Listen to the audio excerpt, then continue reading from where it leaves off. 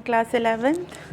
पिछली क्लास में आपों ने जो भारत के राष्ट्राध्यक्ष हैं राष्ट्रपति, उनके बारे में जाना था, किस प्रकार उनकी नियुक्ति होती है, उनका क्या भूमिका है, उनका कार्यकाल क्या है। आज हम लोग उनके कार्य और शक्तियों के बारे में पढ़ेंगे। ये यहाँ पर पेज नंबर 85 पर ये दिया हुआ है कि राष्ट्रपति सरकार का औपचारिक प्रधान है। और औपचारिक प्रधान का अर्थ कि राष्ट्रपति सारे जितने शासनादेश हैं वो राष्ट्रपति के ही नाम पर निर्गत होते हैं, राष्ट्रपति के ही नाम से सारे आदेश जारी होते हैं। यद्यपि वो इन आदेशों को प्रधानमंत्री और मंत्रिपरिषद की सलाह पर ही जारी करते हैं। ये आप पिछली क्लास में पढ़ चुके हैं। तो राष्ट्रपति की शक्ति और स्थिति, ये राज्य सरकार का औपचारिक प्रधान है और इस रूप में उन्हें बहुत सी कार्यकारी, विधायी, कानूनी और आपात शक्तियों का प्रयोग करते हैं और ये सारे कार्य वो करते हैं। यहाँ पे स्पष्ट रूप से लिखा है कि राष्ट्रपति इन शक्तियों का प्रयोग मंत्रिपरिषद की सलाह पर ही करते हैं। क्यों? क्योंकि प्रधानमंत्री और मंत्रिपरिषद को लोकसभा में बहुमत प्राप्त होता है और वे ही वास्तविक कार्यकारी हैं। ठीक है। जो विभिन्न कार्यकारी शक्तियां हैं, यहाँ पे इसको पॉइंट वाइज थोड़ा सा आप लोगों के लिए लिख दिया एलैबोरेट करके। जो राष्ट्रपति के कार्य हैं नीचे, सबसे पहले कार्यकारी कार्य हैं। उसमें क्या क्या आते हैं? कार्यपालिका संबंधी कार्य। आपको पता है कि कार्यपालिका कार्य कानूनों को इम्प्लीमेंट कराना है। तो उस कानूनों को लागू कराने के लिए सरकार को विभिन्न प्रकार के विभाग स्थापित करने पड़ते हैं। उन विभागों में मंत्री और अन्य अधिकारियों, सचिव, इन सब की नियुक्तियाँ करनी होती है। इसके अलावा जो विभिन्न विभाग स्थापित होते हैं उनमें एक सामंजस्य स्थापित करना पड़ता है, जिससे सारे विभाग एक जैसी नीतियों के अनुरूप ही कार्य कर सकें। विभिन्न विभाग जैसे शिक्षा विभाग, रक्षा विभाग, गृह विभाग, पुलिस विभाग, विदेश मंत्रालय, तो जितने ही अलग अलग निकाय होते हैं, इन सब की नीतियों में एक सामंजस्य बनाना पड़ता है, जिससे कि ये सारे जो विभाग हैं वो शासन की नीतियों में एक जैसे उद्देश्य को लेकर कार्य कर सकें। तो विभिन्न विभागों में अधिकारियों का, मंत्रियों की नियुक्ति करना, उनकी पदोन्नति करना, स्थानांतरण करना, विभागीय समन्वय, जो अच्छा कार्य नहीं कर रहा उसे दंड देना या पदच्युति करना, ये समस्त कार्य जो है वो कार्यपालिका के एग्जीक्यूटिव वर्क या कार्यकारी कार्यों में आ जाते हैं। जो दूसरा मेन कार्य है वो कार्यपालिका वो विधायी कार्य में भी सहयोग करती है।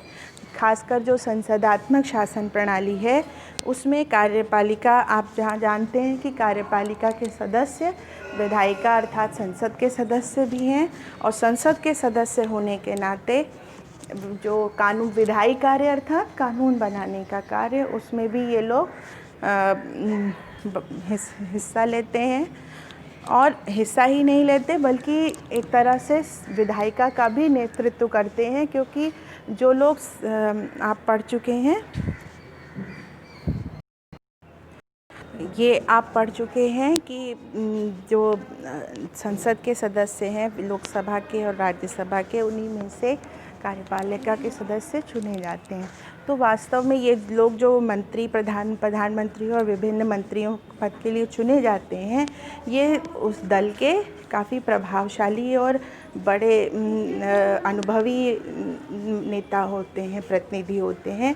तो इसलिए और इस कारण से दल के प्रधान और प्रमुख नेता होने के कारण संसद का जो कानून निर्माण की प्रक्रिया है उसमें भी वो लोग महत्वपूर्ण भूमिका निभाते हैं। यहाँ पे लिखा है नेतृत्व, लीडरशिप की भूमिका में रहते हैं, अर्थात क्या कानून बनेंगे, क्या उस डिसीजन होगा, ये सब मंत्री ही ज़्यादातर तय करते हैं। इसके अलावा जो बजट बनता है सरकार के, वार्षिक आय व्यय का लेखा जोखा, उस बजट का समीक्षा, इन सब कार्यों में भी कार्यपालिका राष्ट्रपति जो है उनकी भूमिका है। अगला, कानून निर्माण। जो राष्ट्रपति की एक भूमिका विधायी शक्ति में प्रमुख है वो ये है कि कोई भी जो कानून है वो राष्ट्रपति की स्वीकृति के जो भी विधायिका जो भी कानून विधेयक पास करती है, कानून पास करती है, वो राष्ट्रपति की स्वीकृति के बाद ही कानून का रूप लेता है। अर्थात तब राष्ट्रपति की स्वीकृति के बाद ही वो लागू किया जा सकता है।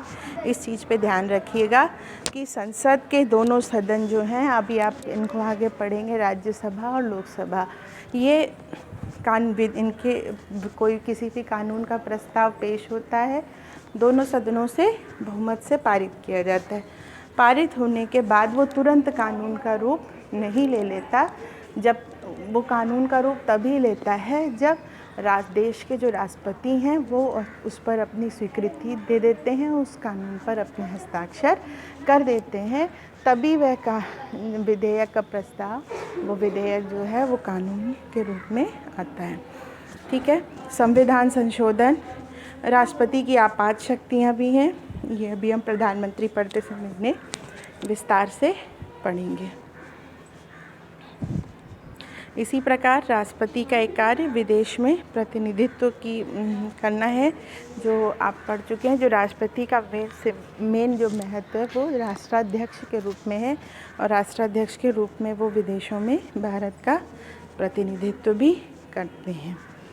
कल हम लोग राष्ट्रपति की उन शक्तियों के, ये जितने भी कार्य ये आपको भी बताए, ये सारे कार्य राष्ट्रपति जो हैं वो प्रधानमंत्री और मंत्रिपरिषद की सलाह पर ही करते हैं। इन सारे कार्यों को वो अपने विवेक से नहीं करते। लेकिन भारत के संविधान में, राजनीतिक व्यवस्था में कुछ ऐसी परिस्थितियां उत्पन्न होती हैं जिसमें भारतीय राष्ट्रपति स्वविवेक से, मतलब अपने विवेक से कार्य कर सकते हैं। उसमें उन्हें प्रधानमंत्री और मंत्रिपरिषद की सलाह मानने को बाध्य नहीं है। नेक्स्ट पीरियड में हम लोग उनकी इन शक्तियों को जानेंगे।